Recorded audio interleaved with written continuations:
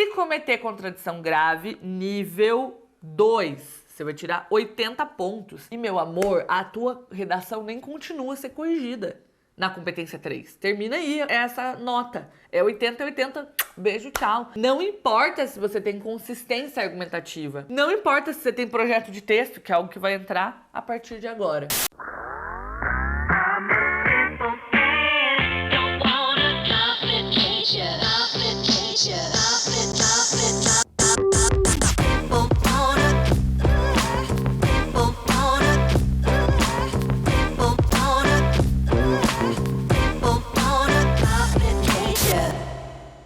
Oiê, você está na TV da Lume Ponto. Eu sou a Luma e aqui eu vou te levar do zero a pelo menos 900 pontos na redação do próximo Enem e ponto. E tá no ar a série Corretor, o que tu quer de mim?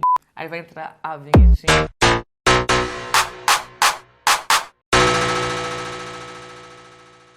Nesse quadro, eu basicamente abro a cabeça do corretor para te dizer como que a redação do Enem é corrigida. A redação do Enem vale 1000 pontos. Ela está dividida em 5 competências, cada uma valendo 200 pontos. E nesse episódio, a gente vai desbravar a famigerada competência 3. Ui, arrepiou do lado daí, Patrick? As pessoas morrem de medo da competência 3. E deixa eu dizer com razão, que a bicha é braba mesmo. Mas a gente vai dar um jeito de domar essa bandida. Se você tem medo da competência 3, coloca aqui nos comentários. Competência 3 bandida. Pra eu saber que esse vídeo vai te ajudar. E é o seguinte, essa é a matriz de referência da competência 3. É essa tabela que os participantes do Enem têm acesso. No Google, tá aí circulando, geral. E o nome da competência 3 dá um cuido, Patrick, no nome dela. Selecionar, relacionar, organizar e interpretar informações, fatos, opiniões e argumentos em defesa de um ponto de vista. Até você chegar no final, você já esqueceu o começo.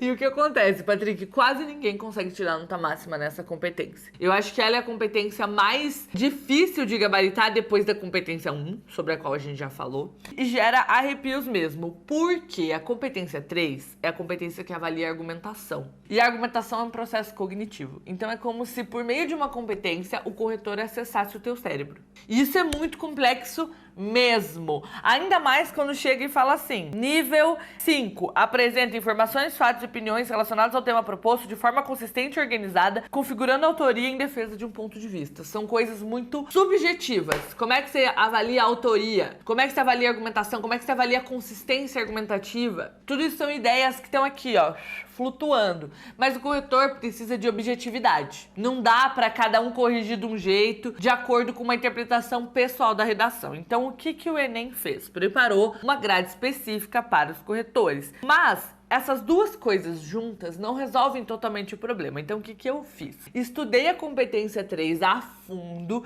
e criei um fluxograma de correção com base no curso dos corretores, cujo material está disponível na internet. Aí todo mundo comemorou. Oba, o MEC disponibilizou o material das competências dos corretores pra gente. Agora a gente vai entender tudo sobre a correção do Enem. Só que não. Por quê? Esse material foi feito para professores, pessoas formadas em letras, que estão acostumadas com a ciência da linguagem. E aí chega esse texto para você e você não sabe o que fazer. Então, o que eu fiz, Patrick? Eu criei um curso chamado Curso das Competências para abrir a cabeça do corretor e explicar tudo, cada detalhe sobre cada competência. Eu vou deixar o link aqui embaixo para você se matricular, se você quiser. E nesse vídeo, eu vou te apresentar um panorama, tá? Eu falei da outra vez panorama geral. Você sabia que panorama geral é redundância? O panorama já é geral.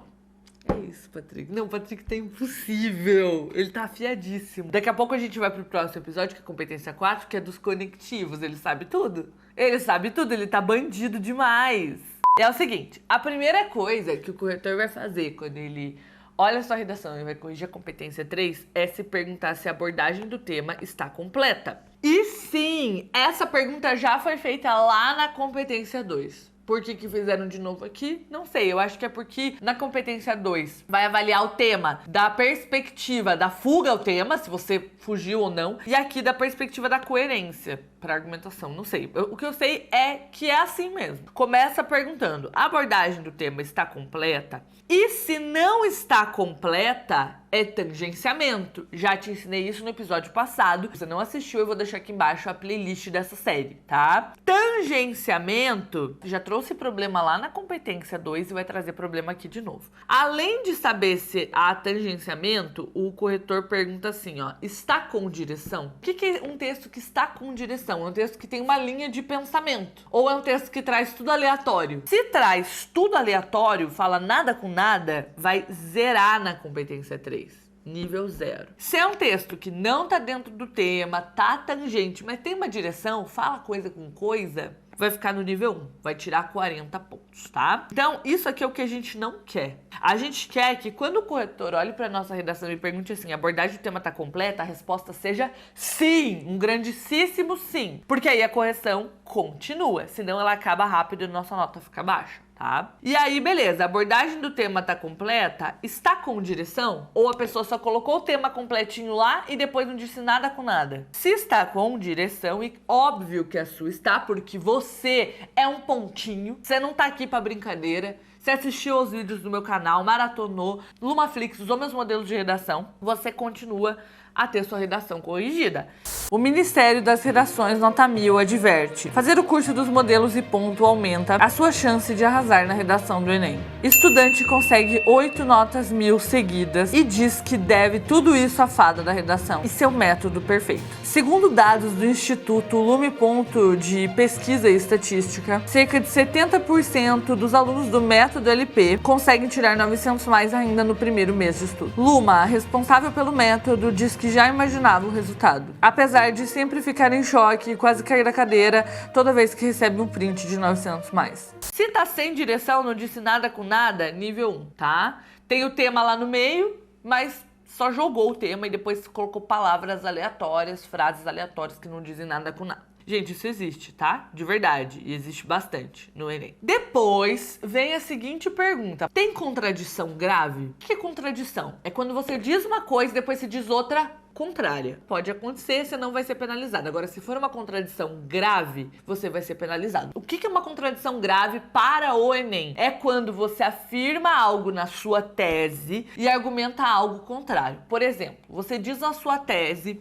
que as condições ambientais do planeta estão péssimas, mas depois na sua argumentação você diz que não tá tão ruim assim, que tem coisas boas acontecendo, que já tá rolando a recuperação ambiental do planeta. Ué, mas você não disse que era um problema grave, agora você tá dizendo que não é um problema? Ou então, na introdução, você diz que aquele grupo é vítima, por exemplo, vamos pegar como tema a gravidez da adolescência. Na tua introdução você problematiza colocando os adolescentes grávidos como vítimas de um problema que é maior, que é estrutural. Beleza, beleza. Aí depois do desenvolvimento você diz que essas mesmas adolescentes foram irresponsáveis. Então elas são vítimas do problema, mas elas depois são inconsequentes, irresponsáveis. Isso é uma contradição grave, tá? Se cometer contradição grave, nível 2. Você vai tirar 80 pontos. E, meu amor, a tua redação nem continua a ser corrigida na competência 3. Termina aí essa nota. É 80, 80, beijo, tchau. Não importa se você tem consistência argumentativa. Não importa se você tem projeto de texto, que é algo que vai entrar a partir de agora. Então, se você cometer alguma dessas coisas, texto com contradição grave, texto que tá no tema, mas não tem direção, texto que não tá no tema, mas tem direção ou não tem direção, acaba rápido a correção da tua competência 3 e tua nota fica baixa. Então, o que a gente quer? A gente quer que o corretor se demore um pouco mais na nossa correção. Quanto mais tempo ele tá corrigindo, significa que as perguntas que ele tá fazendo pro texto estão dando uma resposta positiva. E você tá passando do risco de tirar uma nota baixa. Agora o bicho começa a pegar. A partir daqui, não é mais pra amadores a redação. A partir daqui, não tá avaliando mais coisas básicas. O negócio começa a ficar forte. É o seguinte, ele vai perguntar assim pra tua redação: é possível identificar um projeto de texto? Eu não vou explicar nesse vídeo, não vai dar tempo, como faz projeto de texto, o que é projeto de texto, mas eu vou resumir da seguinte forma. Um projeto de texto é quando você planeja a redação antes de escrever. O corretor consegue saber. Luma, como que o corretor vai saber se ele recebe só minha redação? Esse é um dos superpoderes de nossos professores. A gente consegue, Patrick, saber se aquela redação foi planejada ou improvisada. Por quê? Projeto de texto deixa pistas. E se não tem essas pistas, meu amor? Tem uma frase que eu gosto muito, Patrick, que é a seguinte: o sucesso deixa pistas. Uma redação nota 1000, ela deixa pistas de que ela foi planejada. Então, a gente consegue identificar se tem projeto de texto. Se não tem, as informações estão todas caóticas, desorganizadas, repetitivas, tem coisa faltando e tem coisa que foi dita várias vezes, vai ficar no nível 1. Olha que sério. Uma redação que não tem projeto de texto tira 40 pontos na competência 3. Tem projeto de texto, sim. Aí, não basta ter projeto de texto, tem que ser um bom projeto. É igual projeto de casa. Vai fazer o projeto de uma construção. Ter projeto é importante, mas não adianta ser um projeto ruim, não resolve muita coisa. Precisa ser um bom projeto. Então não é qualquer projeto de texto que vai te garantir uma nota máxima na competência 3, não. O adjetivo que o Enem usa é projeto de texto estratégico. Você sabe fazer um projeto de texto estratégico hoje? Se você não sabe, vai perguntar assim: o projeto tem poucas falhas? Ixi, não são poucas, não. Então são algumas falhas? Ixi, não são algumas, são muitas falhas. Aí vai perguntar sobre o desenvolvimento das informações. Basicamente, eu vou desenhar aqui uma coisa para deixar mais claro para vocês. Presta atenção aqui em mim. A competência 3 é uma competência que avalia duas coisas na tua redação. Então, imagina duas linhas em paralelo. A primeira delas é projeto de texto estratégico, PTE, que é o planejamento das informações. A segunda delas é argumentação consistente. Na verdade, eu vou colocar como desenvolvimento das informações, DI. Então, o que a competência 3 quer ver? Que você planejou direito e que você executou direito, porque não adianta você planejar legal, mas na hora de bancar não conseguir. Então, vai sempre perguntar coisas com relação a essas duas linhas. Perceba que uma das linhas tá aqui, ó. Projeto de texto, projeto de texto, projeto de texto, projeto de texto. A outra linha tá embaixo. A desenvolvimento das informações, fatos e opiniões em todo o texto. O que o Enem quer, Patrick, para entender que tem autoria? Que a autoria é avaliada nessa competência, e muita gente acha que a autoria é escrever algo diferentão dos demais participantes. Como se você tivesse acesso à redação dos outros. Você não tem. A autoria pro Enem é: ah, você quer usar esse argumento? Tudo bem, você é o autor dessa redação, você pode usar o argumento que você quiser, mas eu quero ver bancar. Me explica então. Ou você quer que eu subentenda o que você quis dizer? Que é o que acontece na escola, né? Na escola, a gente que é professor, a gente subentende muitas vezes o que você quis dizer. Ah, que você quis dizer isso. No Enem não tem isso não, amor. Ou você diz ou você não diz. Não tem essa de querer dizer. Disse, ok. Não disse, beijo, tchau. Então, isso significa desenvolvimento das informações. É você explicar. Então vai perguntar se você explica tudo, se você explica a maior parte, se você explica algumas coisas ou se você explica só uma coisa. Ou pior, se você não explica nada. E aí vai aumentando o teu nível. Não explicou nada? Nível 2. Explicou apenas uma informação? Nível 2. Explicou algumas? Nível 3. Explicou a maior parte? Nível 4. Explicou tudo?